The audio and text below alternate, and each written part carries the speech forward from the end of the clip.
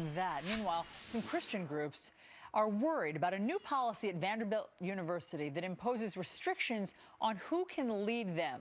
The leaders no longer have to share the same religious beliefs. Is this fair? Joining us now to weigh in is Swain.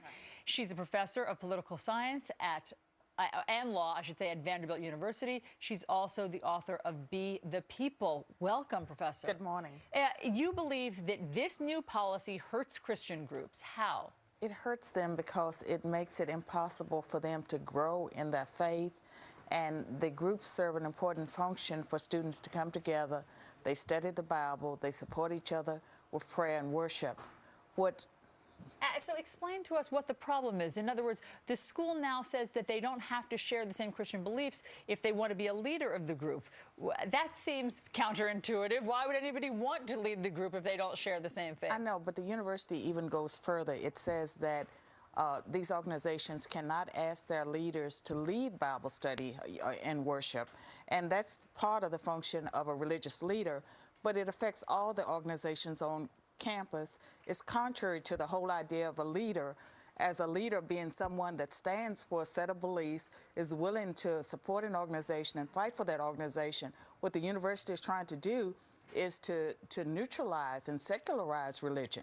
What the university says it's trying to do is that they say this is a non-discrimination policy. Let me read to you the statement that they gave to us. Student groups wishing to practice their faith are welcome at Vanderbilt. However, it's incumbent upon them to decide whether they wish to become registered student organizations at the university. I should also mention that we reached out to many officials at Vanderbilt University, none of whom would grant us an interview. So basically, they say this is a non-discrimination policy. Does that make sense to you? No, that discriminates against religious organizations.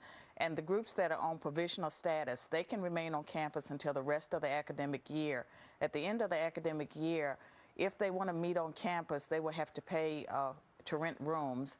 And so most likely some of the organizations will leave the campus, which again, you know, it's not consistent with the idea of the university being a marketplace of ideas, the pluralism that universities preach. So what do you think is really behind this?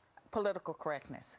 I think that Vanderbilt and a few other universities in the country, that they have gone over the deep end when it comes to political correctness. They're so afraid that someone would be offended.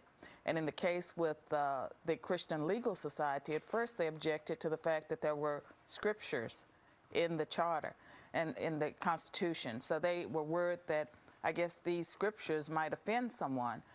And it affects the religious groups in a way that it doesn't affect the other organizations, and the university removed protections they had in place for religious organizations. If people want to get involved in helping, what should they do? We need people that are alumni, parents, donors, to write the university and register their complaints, because what is happening at Vanderbilt, if they're allowed to get away with this, I'm afraid other universities will do the same. Gotcha. Swain, you're a professor of political science and law at Vanderbilt. Thanks so much for coming in and bringing this to our attention. We appreciate it. Thank you. All right, meanwhile, is it a case of more wasteful